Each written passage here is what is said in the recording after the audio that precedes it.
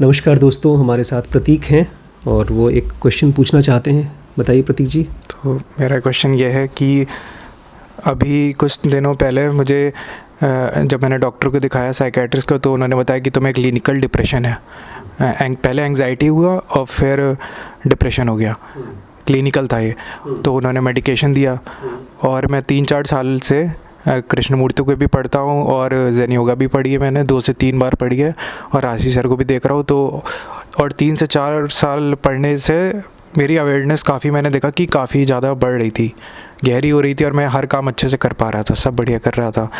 और एकदम से ये डिप्रेशन आ गया, क्लिनिकल डिप्रेशन हो गया। तो फिर जब मैंने दवा ली, मेडिकेशन लिया, तो अभी ठीक है अभी। लेकिन मैंने एक चीज़ उसमें देखी डिप्रेशन में, कि वो जो थॉट्स आ रहे थे उनसे मैं बाहर नहीं निकल पा रहा था।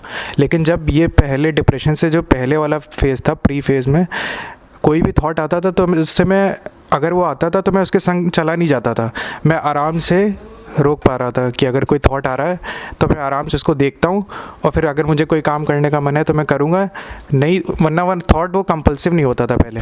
लेकिन इस डिप्रेसिव फेज़ में मैंने देखा कि ये जो थॉट आ रहा है ये इतना कंपल्सिव है कि मेरी वहाँ पे अवेयरनेस भी कोई कुछ कर नहीं पा रही है, अवेयरनेस वहाँ पे रुक जाती है, बिल्कुल अवेयरनेस तो खो ही गई थी। मुझे लग रहा था कि ये फेज़ कभी ख़त्म नहीं होने वाला है।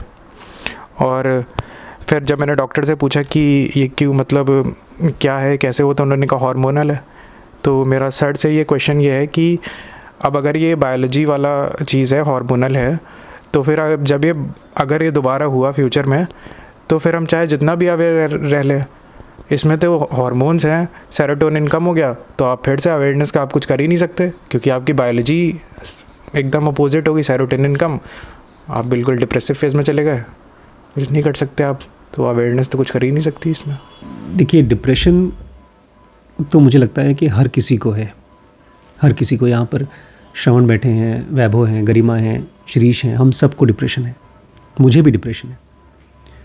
डिप्रेशन ऐसे ही है जैसे कि किसी को प्यास लगी हो या सर में दर्द हो रहा हो, लेकिन हम में से ही किसी का वो उसकी इंटेंसिटी बहुत बढ़ जाती है।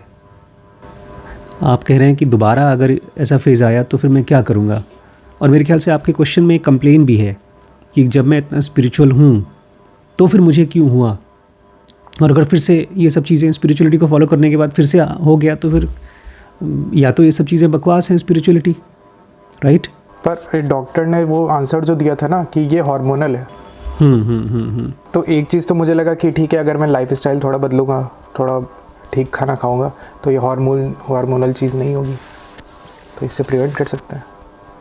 देखिए, हमारे शरीर में, हमारा शरीर बना है हड्डी से, मसल्स से, टिश्यूज़ से, केमिकल से, हार्मोन से, ठीक है। जब भी आप चलते फिरते हैं, एक्सरसाइज करते हैं, तो हार्मोन्स रिलीज होते हैं।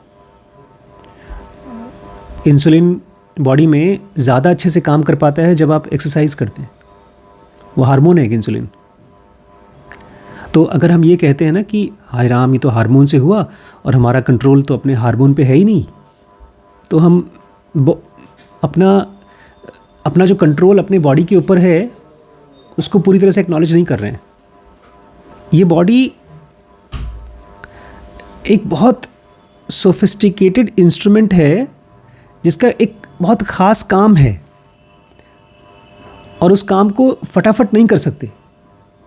कल मैं चॉइसलेस अवेयरनेस पे एक वीडियो बना रहा था जिसमें कृष्णमूर्ति बोलते हैं कि जब आप किसी चीज़ को ऑब्ज़र्व करते हो तो आप ज़बरदस्ती नहीं कर सकते उसको। आपने आज तक अपने आप को ऑब्ज़र्व किया और अब अचानक से आपके थॉट्स का फोर्स आपके ऊपर बढ़ गया। ये ठीक ऐसे ही है जैसे आप बहुत पुराने ड्राइवर हैं और गाड़ी का एक्सीडेंट हो गया, तो कोई गारंटी नहीं है कि एक्सीडेंट नहीं होगा। अगर आप 20 साल पुराने ड्राइवर हैं तो एक्सीडेंट नहीं होगा, कोई गारंटी नहीं है। लेकिन हाँ, हर एक एक्सीडेंट आपको फ्यूचर के ड्राइविंग के लिए और ज़्यादा हेल्प करेगा। मेरा एक बार एक्सीडेंट हुआ था जब मैं मोटरसाइकिल चला रहा था, नींद आ गई मुझे, मैं सो गया और गड्ढे में गिर गया। घर से मुश्किल से 1 किलोमीटर दूर गया, नहीं हाँ, अपने भाई को छोड़ने गया था, एनटीपीसी से मैं गया था दादरी तक, वापस आते समय नींद आ गई और गड्ढे में गिर गया मैं। उसके बाद से जब भी मुझे गाड़ी में नींद आती है तो तुरंत मैं गाड़ी खड़ी कर देता हूँ, बल्कि अब तो मैं उल्टा ही कर देता हूँ। मैं कहीं जाता हूँ तो मैं कॉफ़ी वॉफ़ी पी करके जाता हूँ, रात को गाड़ी चलाता ही नहीं हूँ। तो ज़रूर कुछ न कुछ ऐसा आपकी लाइफ में हुआ है जिसकी वजह से आपका हार्मोन्स के ऊपर में एक कंट्रोल कम हो गया। उस दिन आप बोल रहे थे कि मैं ओकेजनल ड्रिंक करता हूँ, है ना? मैं नहीं करता, क्योंकि मुझे अपने ऊपर और अपनी स्पिरिचुअलिटी पर भी बहुत भरोसा नहीं है कि मैं ड्रिंक कर लूँगा और मेरी स्पिरिचुअलिटी उसे संभाल लेगी। और अब तो मैंने एक सीरीज़ बनाना शुरू किया है, इतना शॉकिंग सीरीज़ है स्लीप के ऊपर कि मैं अब तक तो ठीक है लेट तक सोता था। मैं कभी 2 बजे सो रहा हूँ, कभी 3 बजे, कभी 4 बजे सोता हूँ, और मुझे लगता था चलो बॉडी मैनेज कर लेगी, मैं तो बड़ा स्पिरिचुअल आदमी हूँ। अब मैं नहीं करूँगा। जब एक आदमी और समझदार होता है तो वो रूल्स तोड़ता नहीं है, वो रूल्स को और अच्छे से फॉलो करता है। कृष्ण कहते हैं गीता में, इस दुनिया में ऐसी कोई चीज़ नहीं है जिसको मैं पा नहीं सकता, हर चीज़ मेरे कंट्रोल में है, लेकिन फिर भी मैं कोई रूल तोड़ता नहीं हूँ। और भगवान कृष्ण ने तो कितने रूल तोड़े होंगे, वो तो भगवान थे। लेकिन सही पूछिए तो एक समझदार आदमी कभी भी कैजुअल नहीं होता। आप बताइए अपने आप से, हाँ बिल्कुल हो सकता है मुझे फिर से डिप्रेशन आ सकता है, और उसके लिए मुझे क्या करना चाहिए? अपने स्लीप को बहुत रेगुलर करना चाहिए। सही टाइम से सो, सही टाइम पे उठो, जब मौका मिले, टाइम मिले, चाहे थोड़ा सा ही सही एक्सरसाइज करो। और अगर डिप्रेशन टाइप का लग रहा है तो मेडिकेशन की हेल्प लो। और ये जानो, एक याद आ सके तो ये जानो, पढ़ते रहो कि ये बॉडी बहुत वल्नरेबल है। आपने कहीं ना कहीं मान लिया कि मेरी स्पिरिचुअलिटी एक कवच कुंडल है, एक शील्ड है, और उसको पहन करके मैं तूफान में जा सकता हूँ। आप कितनी बड़ी भी शिप ले लो, खूब बड़ी टाइटैनिक ले जाओ, लेकिन वो समुद्र में नहीं डूबेगी, ऐसा तो नहीं होगा ना। आपने पूरी गीता रट ली हो, लेकिन आप फिजिकल वर्ल्ड में रहते हैं बेटा, आप बॉडी से जीते हैं। अभी आज ही मैं एक स्लीप के ऊपर जो वीडियो पढ़ रहा था ना, आप जो कह रहे हैं एकदम सही कह रहे हैं, हमारा अपने ऊपर कोई कंट्रोल नहीं है। एक छोटा सा बच्चा जो माँ के गर्भ में है, अगर उसकी माँ ने 3rd ट्राइमेस्टर में शराब पिया, जो कि कितने लोग पीते हैं, तो उस बच्चे का ब्रेन डेवलप नहीं होगा और उस बच्चे को ऑटिज्म हो जाएगा। आज से पहले लोगों को नहीं पता था, अब रिसर्च करके लोगों को पता है। तो इसका तो यही मतलब है ना कि एक औरत क्या करे, कम से कम शराब ना पिए। अब जो आदमी थोड़ा सा कैजुअल होकर बोलेगा ठीक है मैं 3rd ट्राइमेस्टर में शराब नहीं पीऊँगा, 3rd ट्राइमेस्टर मतलब लास्ट का जो महीना होता है बच्चे का गर्भ में, नहीं, इसका मतलब ये है कि शराब ही मत पियो। जो आपकी सबसे बड़ी मिस्टेक हुई है, आपने अपनी स्पिरिचुअलिटी को ऐसा मान लिया कि एक ब्रह्मास्त्र है मेरे पास, अब कोई मेरा कुछ नहीं कर सकता। और कहीं ना कहीं आपके ब्रेन में जो थॉट्स आपके ऊपर फोर्स कर रहे हैं ना, उन थॉट्स के साथ आपने एक ऐसा कैजुअल रिलेशनशिप रखा होगा कि आपने अलाउ किया होगा इससे पहले बहुत से थॉट्स को होने दो। जैसे रात को अगर एक बच्चा पॉर्न देखता है तो वो इनवाइट कर रहा है अपनी लाइफ में, कोई दिक्कत नहीं, मैं तो दिन भर में स्पिरिचुअल वीडियोस देखता हूँ सर के, और शाम को थोड़ा पॉर्न देख ले तो क्या फ़र्क पड़ता है। एक आदमी अगर कॉफ़ी पी रहा है, 2 कॉफ़ी पी रहा है, तो सोचता है एक और कॉफ़ी पी लूँगा तो क्या फ़र्क पड़ता है। जितने भी करप्शंस होते हैं, एडिक्शंस होते हैं, वो ऐसी शुरू होती है, थोड़ा थोड़ा कर लेंगे तो क्या फ़र्क पड़ता है। मैं देखता हूँ मेरे पास अब अगर हल्का सा भी थॉट, कोई ऐसा थॉट आता है जो अनवांटेड थॉट है, तो मैं बहुत सजग हो जाता हूँ, और फिर वो बड़ा होने से पहले ही कम हो जाता है। आपके साथ उल्टा हुआ है, किसी न किसी थॉट के साथ में आप ऐसे हो गए, ठीक है आओ, आ जाओ, क्या फ़र्क पड़ता है, आ जाओ, और फिर वो गेट खुल गया। एक मधुमक्खी आई घर में तो क्या करते हैं मधुमक्खी के साथ, भगाते हैं बाहर, और उसको भी, हाँ कल हम लोग एक मधुमक्खी को भगा रहे थे, मैंने गलती से उसको छू दिया था भैया, वो तो किस्मत अच्छी थी कि उसका डंक नहीं मारा उसने मुझे। फिर मैंने वहीं बगल में एक गुलदस्ता रखा हुआ था, उसके फूल से उसको बाहर भगाया। तो आपने एक मधुमक्खी को सोचा होगा, अरे एक ही तो थॉट है। उस दिन आपने जब कहा ना कि ओकेजनली, तो आपके चेहरे को और आपके बॉडी की लैंग्वेज को देख करके, आपका कॉन्फिडेंस देख के मैं डर गया। हाँ वही वाला थॉट, ओकेजनली वाला ज़्यादा। मैं अपने एक भाई साहब को जानता हूँ, वो ओकेजनली ड्रिंक करते करते अपने घर में पूरा 26 लाख का लोन कर चुके हैं। वो भी ओकेजनली ड्रिंक करते थे। ये बॉडी बहुत कमज़ोर है। ये हमारे ड्राइवर साहब हैं, उस दिन इन्होंने बताया कि सर हम जो गाड़ी का हेडलाइट होता है, 2 लाइट होती है, एक दूर की लाइट होती है और एक नज़दीक की। तो पता चला कि वो दूर की लाइट ख़राब हो गई, तो मैंने इनको कहा कि आप ठीक करा के आ जाइए। तो गए थे वहाँ दुकान में, उसने कहा ठीक है चल रहा है, तो वापस आ गए और फिर से ख़राब हो गया था। हम लोग को जाना था कहीं बाहर, रात से पहले हमको पहुँचना था क्योंकि हमारी दूर की लाइट ख़राब है। मुझे याद है एक बार हम लोग जा रहे थे, 1984 का टाइम था, इंदिरा गांधी की जब का मर्डर हुआ था। उस रात पिताजी का, हमारे पास पुरानी सेकेंड हैंड एम्बेसडर थी, उसका हेडलाइट हो गया ख़राब, कुछ नहीं दिख रहा सामने। किसी तरह से एक टूटे फूटे ट्रक के पीछे या ट्रैक्टर के पीछे कड़गड़ करते हम घर पहुँचे। तो अपनी लाइट को जला के रखो। अपनी लाइफ में डिसिप्लिन को प्यार से लाओ, जहाँ कहीं पर भी डिसिप्लिन हो सके लाओ। और एक्सपेक्टेशन कम से कम रखो।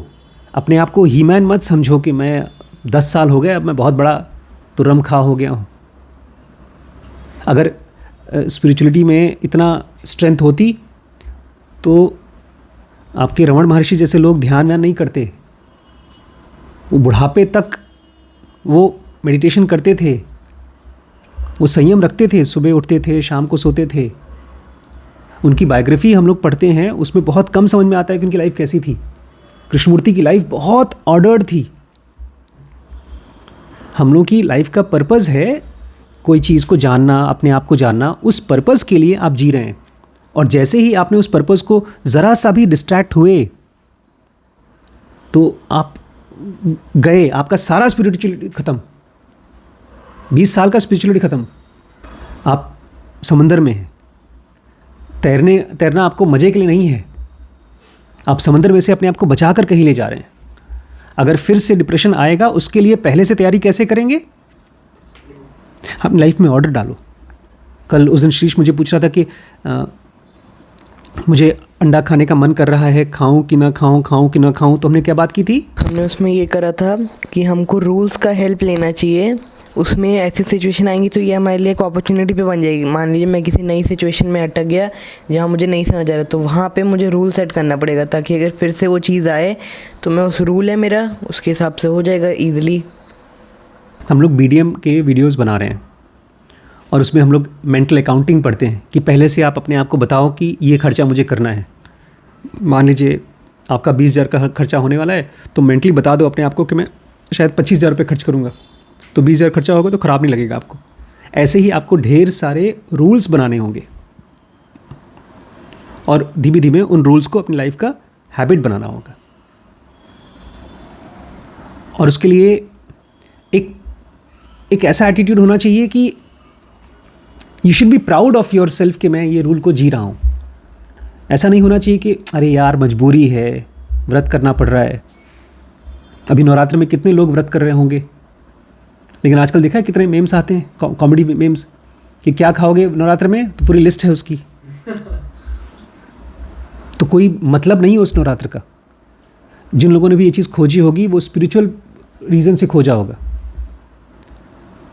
तो हाँ सही है, डिप्रेशन हार्मोन्स से होता है, वो एक पार्ट है, लेकिन हमारी पूरी बॉडी हार्मोन से ही बनी है, टिश्यूज़ से बनी है, और उसी के साथ आपने स्पिरिचुअलिटी को समझा भी है, वो भी एक पार्ट है। तो याद करो हनुमान जी थे ना, उनको याद कराई गई थी ताकत, मालूम है आपको? हनुमान जी छोटे से थे और उनको कुछ शराब वराब मिला था ना, हाँ वो खा गए थे, वो सूरज को निकल गए थे, अच्छा निकलने वाले थे, निकल चुके थे, फिर बाद में बहुत वो हुआ था, अंधेरा हो गया था, पूरा काले बादल छा गए थे, मरने लगे थे, वैसे फिल्म में दिखाया है। फिर उसके बाद अब पता नहीं क्या हुआ था, लेकिन उसके बाद हनुमान जी को श्राप मिला कि तुम्हारी सारी शक्ति तुम भूल जाओगे। एक तरह से हनुमान जी को क्या आ गया था? डिप्रेशन। अरे हनुमान जी से हम लोगों को बहुत सीखना चाहिए। He was a very disciplined man. वो भक्त थे भगवान के, उनको कभी ये घमंड नहीं आया कि जो भी काम किया है मैंने किया है। वो हमेशा यही कहते थे ना, जो किया है भगवान राम ने मुझसे कराया है, और वो इसको मानते भी थे। हम लोगों के मन में एक, आपने कहा कि मैं बहुत टाइम से सर को सुनता भी हूँ, मैं स्पिरिचुअलिटी को फॉलो भी कर रहा हूँ, तो वो कहीं ना कहीं आपके ईगो का पार्ट बन रहा है। ईगो मतलब एक सॉलिड स्ट्रक्चर, एक मवाद की तरह एक फैक्टर है जिसमें कोई चीज़ जाती है तो वो और माइंड को और मजबूत करती है। आप कभी अगर किसी को बोलेंगे ना कि मैं तो सर की वीडियोस देखता हूँ और मैं ज़ुनुगा पूरी की पूरी मुझे याद हो गई है और मैं अब तो गीता भी पढ़ना शुरू कर रहा हूँ, ये सारी की सारी चीज़ें बोली नहीं जाती।